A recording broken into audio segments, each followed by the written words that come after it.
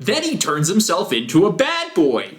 Funniest shit I've ever seen. You know, I usually try and make the videos on my channel somewhat insightful, like tracking down the manga influences of Scott Snyder's Justice League. There's something there.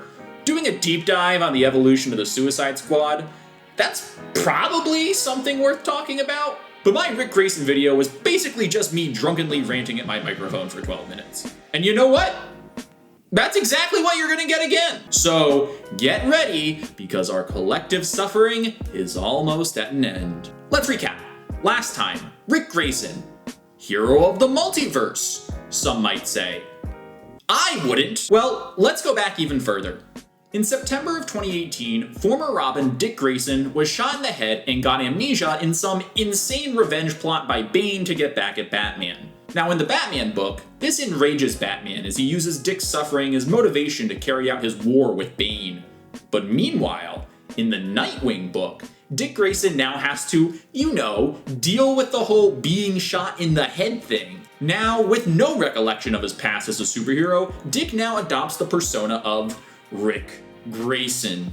Ric Grayson is like Dick Grayson if Dick Grayson sucked. Not only is he a drunken wreck, he's also responsible for home invasion, robbery, he's even responsible for arson. And when we saw him last, Ric Grayson was brainwashed by the Court of Owls, an Illuminati organization obsessed with hiring Dick to become one of their assassins for...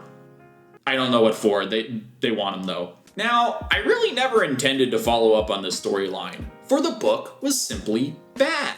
I had no reason to read more about Ric Grayson and his petty crimes. The book seemed to be heading in a fairly obvious direction. At some point he would get his memories back somehow, and Ric Grayson would finally, thankfully, be no more. Once that happened, I would pick up my Nightwing book again and enjoy my regularly scheduled Dick Grayson content. But not only did Ric's story get worse, it got batshit insane. For some reason, whenever the writers had an opportunity to go forward in this storyline, they went diagonal instead. Not only is the book full of hilarious twists for seemingly no reason, it also just ends in the weirdest, most aggravating way possible. Venture with me into the psychological hellscape of one former Nightwing's mind, as we explore the worst Dick stories published in 75 years. Brace yourselves. And please, crack open a fucking cold one, because we're talking about the Fall of Ric Grayson!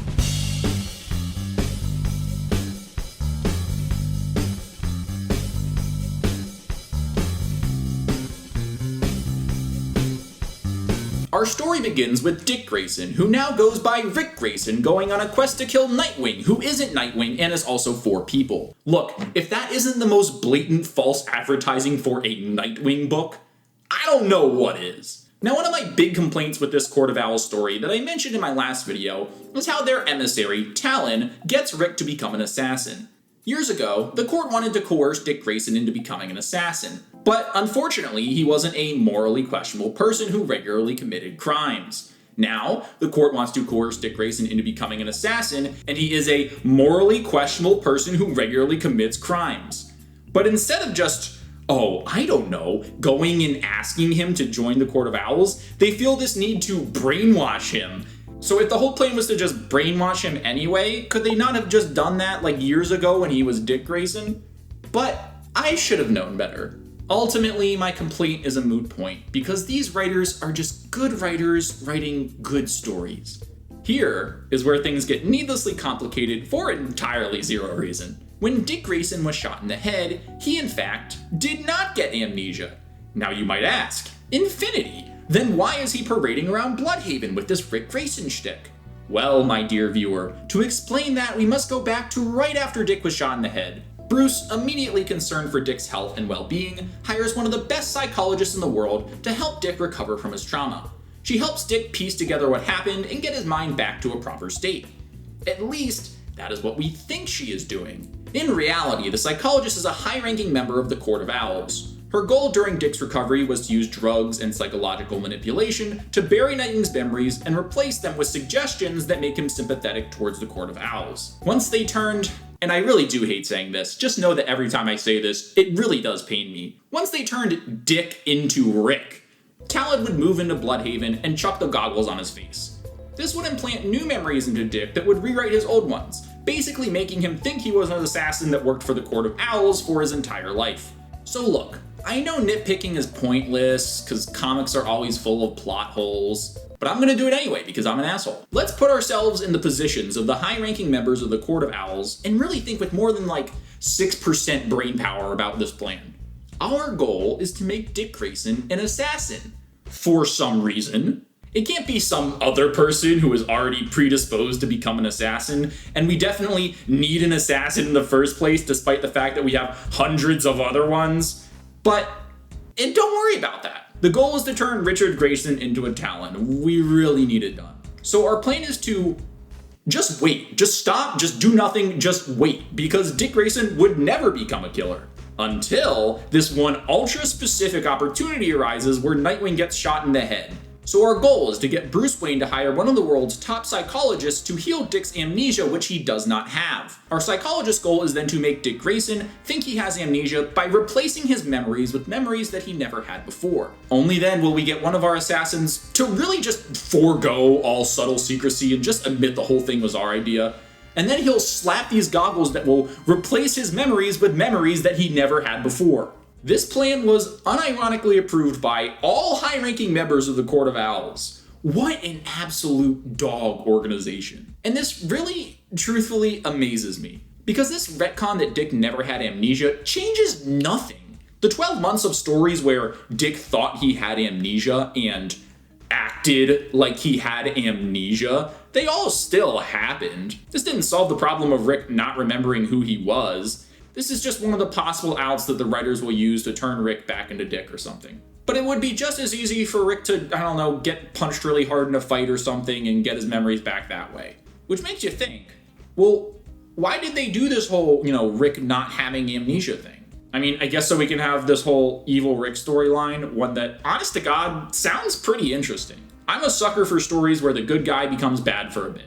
For example, and this is a real out of the left field example, by the way, in Burn Notice, when the main character Michael Weston turns on the rest of the main cast. In examples like this, it is genuinely engaging to see a hero's perspective change, and that pits him at odds against his former allies. But with Ric Grayson, as there always are, there are a few problems. First of all, you know how it's cool how a hero, suffers some tragedy and then has their perspective change? Well, that doesn't happen because Talon just slaps a brainwashing pair of sunglasses on his head, so he doesn't change really at all. And number two, you know how it's cool to pit the hero against their former allies? Well, the current cast of this book consists of some girl we just met and 4 random cops who never met Nightwing before.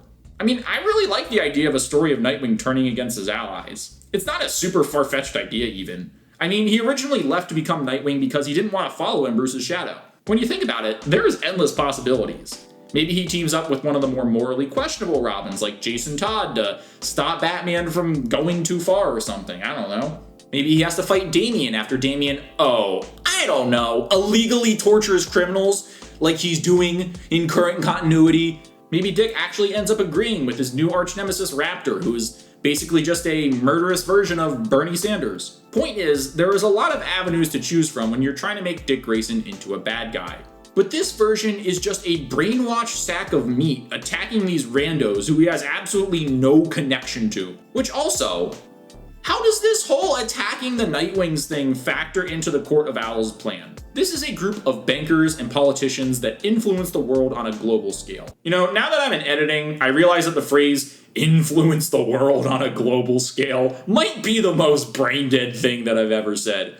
Anyway, why would this cabal that topples governments and seeds literal generations of zombie assassins give any concern to these 4 cops who are very mid at solving crimes, by the way? And after 3 issues of Ric Grayson being brainwashed by the court, what would you know?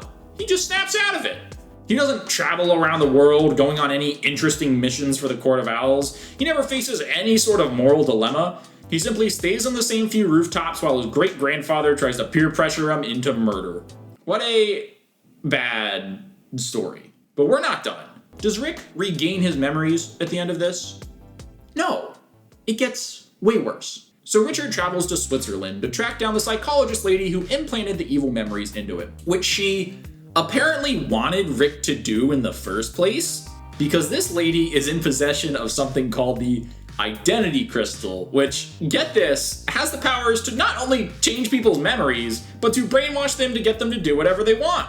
So this lady went through months of drugging Dick Grayson and creating this pair of goggles for some reason to slowly rework Nightwing's brain chemistry, when she just had a fucking brain crystal with hypnosis powers anyway. You just can't argue with that logic. So Bird Lady starts using the crystal on Dick, Nick, whatever his name is, to great effect, might I add. But Nightwing does not best the power of this thing through his sheer will or attachment to his true self. No. One of these random guard dudes just declares, "It's not working!" Like he has any idea how the science behind this mystical crystal thing works, and he just self-destructs the entire compound. This is some S-tier henchman autonomy right here. So this man's blowing up the building triggers Nightwing to snap out of it, kind of remember who he is, and escape with the crystal intact. If this goon chose to not self-destruct the entire building, which out of all of the options he had is the only reasonable one, specifically considering that he has no idea how this crystal works or not, and that by all visual measures of doing this, it looked like it was working just fine. If this goon managed to not mess everything up, Nightwing would still be an assassin for the Court of Owls. You know, I really like when characters in a story have autonomy. When two sets of ideals, order versus chaos, are so strong that they're pitted against each other. But here Dick is just sort of flailed along as he watches all of these people fuck around with his life. It's really something. So now Rick, yes, still Rick, has the crystal and heads back to Bloodhaven. It is at this point, when that dumb guard blew up the compound and Dick stared right into his former self in the crystal, that he should have become Dick again. Now really, and I am really stating the obvious here, he should have never become Rick. But if we're this far along at this point, it really makes sense in the narrative, you know, when Rick finally defeats the main antagonist and solves the main conflict about him not remembering his past, then it makes total sense for Rick to get his memories back. But instead, DC decides to squeeze one last story out of Ric Grayson. The one that is by and far the best. The one that is the whole reason that I'm making this video. But to fully understand it, we have to take a look at what is going on in the current Batman book. Dick Grayson was shot in the head in September of 2018. During this time, the main Batman book was written by Tom King, in what was one of the most controversial Batman runs of all time. I am a shameless self-promoter, so I will remind you that I have a 4-part series about this Batman run. But while King was in charge of writing duties, he really had no care for using Ric Grayson in his story. Nightwing's quasi-amnesia-inducing quickscope to the skull was just a story reason for Batman to get upset at Bane. But in January of 2020, Tom King left the Batman title, and former Justice League Dark writer James Tynion IV took over the book. In a strangely similar way to politicians, whenever a new writer gets on a Batman book, they come in with their own platform and ideas about the character. Tynion promised a return to basics for Batman and his supporting cast. King basically threw Batman's supporting cast to the side unless he needed them all to get beaten up to show how powerful some villain was. So when Tynion came onto this book, he had a lot of cleaning up to do, or say. His first story led up to a huge event in Batman number 100 titled Joker War, with the premise of Joker learning the identities of Batman and his Robins. Joker War was Tynion's first big step at reverting Batman's extended cast back to normal. His list of goals for the story included Batman losing his fortune, turning Barbara Gordon back into her hacker role of Oracle, and yes, finally, getting rid of Rick and making him Nightwing again. So to hype up this big Joker War event, each book in the Bat family line tied into Joker War by having the Joker go after whoever the star of that title was. For those of us who are dedicated comic readers, you will know that this is pretty par for the course whenever the main Batman writer decides to write a Joker story. So Nightwing's Joker War tie-in was the final story in this saga of really bad stories. So Nightwing's Joker War tie-in was the final Ric Grayson story. The one to return him to Dick Grayson. And the one that would rid the world of Ric Grayson for good.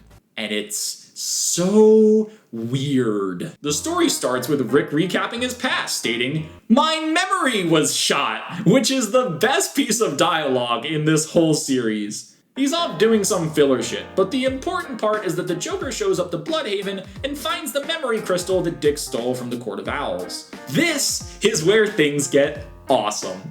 Dick comes back and squares off against the Joker, but then the page cuts to black and it looks like Rick probably won the battle. He's hanging out with his girlfriend afterwards and they start making out in this really beautiful, romantic scene. Until Rick blurts out that he really wants some pancakes. He then sprints around the bar, getting chocolate syrup and marshmallows until he fucking Gollum squeals at his girlfriend. So this is concerning behavior. So Bay calls Batgirl in to deal with Rick. Oh, pause. And I'm not calling her Bay because, like, it's some weird term that Nightwing uses endearingly to her. No, her name is just Bay. I just wanted to make that really clear. So she calls in Batgirl to make sure Dick's alright. Barbara goes up to Rick, and he beats her up and takes her to the Joker. So now what it seems is the Joker used the identity crystal on Rick and has him under Joker's mind control. So let's put our thinking caps on. In these 2 years of Ric Grayson stories, Scarecrow tries to brainwash Rick until the Court of Owls brainwash Rick until he breaks free and gets brainwashed by the Joker.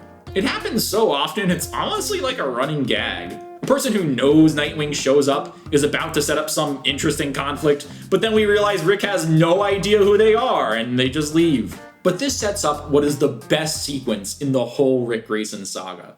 We cold open to Rick remembering his past. My birth parents. Lousy ass trapeze artists. The night they died.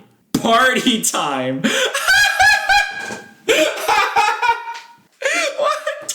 I can't get over that. Anyway, we cut to a cage match between Joker Eyes Rick and Batgirl. Oh, so in my last video, I did this thing where I was so fed up with calling Dick by his stupid fucking Ricksona that I came up with all these really fun, silly nicknames. And I'm pretty proud of some of these, by the way, like Jason Fraud and my personal favorite, Travis Rickle. To name him that instead of Rick, because I fundamentally understand that Rick is a stupid fucking idea. And in this story, the Joker does the exact same thing. He calls him Ricky Dicky, Ricardo, and my absolute favorite, Rick Dick Richard Robin Nightwing, which is awesome. But the difference is that I am a fan and critic, and when it's done in this book, it's written by this guy who came up with the Rick idea. So Barbara calls Nightwing Dick or something, and he goes, "Not Dick, Dicky Boy." So this audience of thugs just starts chanting, "Dicky Boy!" as Nightwing beats the shit out of Batgirl. I legitimately do not understand what is going on at this point. So when a writer doesn't like something another writer did, oftentimes they will parody that person's writing as a joke. You know, to show how bad it is. But this is a writer writing satire about their own story as it is coming out. It's like, haha, yeah, isn't it funny that we made all these bad stories where we brainwashed Nightwing? Hey, it would be funny to do it again. And yeah, Rick is stupid, so let's make the Joker make fun of his name. And yeah, let's make him get brainwashed. And like, yeah, let's make a story where he becomes Dicky Boy. And then the Joker works as this meta stand-in for the audience where he talks about how much he hates Ric Grayson. I mean, this arc, it's just pure comedy genius. Like, Batgirl eventually escapes, so Dicky Boy goes over to the other Robins and is like, "Yeah, she just murdered tons of civilians. She's gonna blow up a fucking hospital. We gotta stop her." Think about the layers going on here. Dicky Boy is a parody of Rick, who is a parody of Nightwing, who is the secret identity of Dick Grayson. We are, at this point, so far removed from telling any meaningful Nightwing story. But now don't get me wrong. I love this story. Every other Rick issue is a 5-page recap about Ric Grayson because the only fucking people who read this book are first-time readers, and 10 pages of standing around and like a 2-page side plot about the Nightwings. So when the book devolves into Dicky Boy gut-checking his family, I'm all here for it. I mean, this is actually hilarious. I truthfully love the idea of Joker learning Nightwing's identity as Dick Grayson and just being dumbfounded when he learns he goes by Rick to the point where he just gets angry. Like, imagine the story potential of Joker finally learning Nightwing's identity and confronting him in this deeply personal and horrifying way.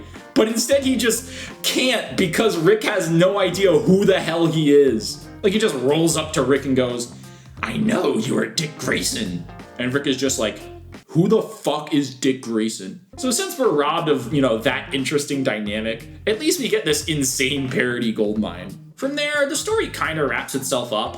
Eventually, Dick's girlfriend shows up, and she uses the identity crystal, and finally, after all this time, she makes Dick into Nightwing again. Or she makes Rick into Dick again. Or she makes Rick into Nightwing again. Do you see why I hate this book? 2 years of Ric Grayson, and it's finally over. The dust has settled. The very next issue of the series teases he's back, which the idea of the character Nightwing having returned in a book titled Nightwing is just insane. Thus marks the end of Ric Grayson. This phase will undoubtedly never be mentioned again in the entirety of Nightwing's history. So feel some solace and honor in knowing you were one of the few to experience this unlikely nightmare. What story was so important that we had to tell here? This phase consisted of a generic Scarecrow story, Rick fighting the Joker's daughter, Talon showing up for like 2 issues, and then Rick becoming Dicky Boy. But at the end of Ric Grayson's lifespan, his bullet to the head, if you will, let us ponder why. Like, why does this story actually exist? In a lot of videos, I go on ranting about something that some people actually liked. But I can definitely tell you that not a single human being liked Rick and or Grayson. If you unironically like this arc, please let me know in the comments, because I am genuinely interested in knowing why. And that's not an attack or anything, I actually just need to know. But not only did none of the fans like this story, none of the writers did either. And keep in mind, Ric Grayson existed for 2 whole years. This wasn't just some one-off arc that you could skip out on. This was the only Nightwing content you could get for 25 plus issues. If you were to stick with this story since it started buying single issues, you would have spent $105.74 on Ric Grayson. I wonder if there's anything else you could have spent $100 on. Maybe a year-long subscription to Disney Plus, which has every Marvel movie on it, plus $40 to invest in the stock market. How about a full-price AAA video game plus $45 left over? Or how about 5 volumes of Chuck Dixon's actually good Nightwing run? Or maybe this Blackest Night omnibus? Or actually just 5,000 copies of the Magic the Gathering card Hulking Devil? Or, you know what? Spend just a few more bucks and get both the Kyle Higgins Nightwing omnibus and the Tim Seeley Grayson omnibus. Or you could just pocket the $100 and not buy a story that's actively bad. But I still struggle to think about who at DC thought it was a good idea to create Ric Grayson. Here is my board of probable suspects. But guess what, my friends? None of these guys even have a good motive to create Dick Grayson. First off is Batman writer Tom King, whose Bane arc caused Nightwing to get brain blasted in the first place. But really, King did not care what happened to Dick so long as he was out of commission for this story. Based off some re-released and now cancelled solicits for Nightwing number 50 back in 2018, Dick was originally just supposed to get vertigo from being shot and not turn into Ric Grayson. Which sounds like a way more compelling story, but more so proves my point that Tom King wasn't the man behind this. He just wanted Nightwing out of commission for a bit. Then you have the current Nightwing writer at the time Dick got shot, Benjamin Percy. But it wasn't his idea because once he heard the pitch for this story, he actually just left the book. So you might say it was the idea of the man who wrote the first Rick story, Dan Jurgens. But considering the company wanted Percy to originally write the story, it doesn't sound like it was Jurgens' brainchild. Jurgens also left the book, by the way. And it especially wasn't Scott Lobdell's plan, who's the current writer of Rick. And you can really see here how you can only go like 3 or 5 issues inside the head of Ric Grayson without getting literal brain rot. Because Lobdell's last Rick story was a story where Joker made fun of Rick and actively admitted that the audience doesn't like the character. So Infinity, you say? It must have been a decision passed down from DC editorial. Perhaps co-publisher Dan DiDio set this whole thing in motion, considering he does have this weird dislike of Dick Grayson in the first place. But then I would ask you, why? The sales numbers from this series didn't increase because of Ric Grayson, they stayed remarkably the same. Which, the fact that they even stayed the same, and based off the number of people I know who dropped this book 2 months into Rick's utter existence, means that comic shops are sitting on hundreds of back issues of Ric Grayson fighting the Joker's daughter. So if they didn't expect an increase in sales, why would they push so hard for Ric Grayson? Who did this? Ric Grayson, Dickie Boy, defies all logic. Everyone involved with his character in the past 2 years, fans, writers, editors, all hate him.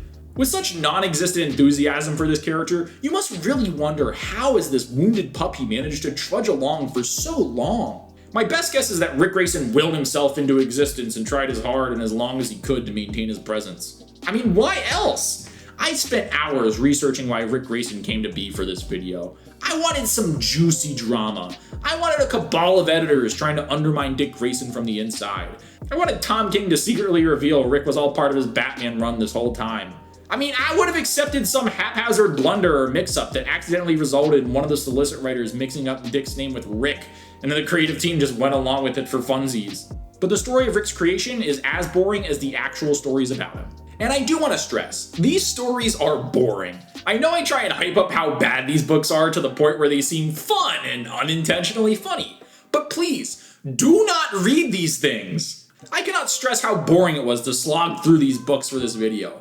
Like, Dick becoming a Talling, getting mind controlled by the Joker, these are enticing story ideas. Whenever I saw the covers for Nightwing at my local comic book shop, I would think, maybe this book is going somewhere. And no, just no, this book is terrible. Let me stress, Nightwing becomes a Talon, something hyped up since 2011, and he just stands on the same rooftop for 3 whole issues. My feeling right now is one of just disbelief. I do not understand how someone came up with the idea for Ric Grayson. From there, I don't understand how you present that idea to other human beings and get it approved. And finally, I don't understand how he kept going, mind you, after universal critical and fan backlash for 26 issues in a row. Half of the saga of Ric Grayson stories were just DC teasing that Nightwing would be back. The writers didn't want to write him, the readers didn't want to read him, and maybe, at the end of the day, it's because when you change every fundamental aspect of your story's main character, the people who bought that book specifically to read about that character won't like it anymore. But enough ranting. At least it wasn't all bad. There were diamonds somewhere in this rough. Let's take a brief look at Ric Grayson's positive legacy on the DC universe. While at first fans were skeptical, he really won everyone over. We got to see not just Dick Grayson as a hero, but as a man. His connection to the Bat family was undoubtedly his best part of his time as Rick. He formed an understanding bond with Jason Todd, spent time with Damian, strengthening their friendship, and went on new and fun missions with Batgirl. He was an integral part of the Teen Titans, encouraging the Titans to recruit new members and become a symbol for teens everywhere to aspire to. In Wally West's darkest hour, he was the friend he needed to get through the hard times. And of course, with Ric Grayson came a new array of interesting villains that we had never seen before.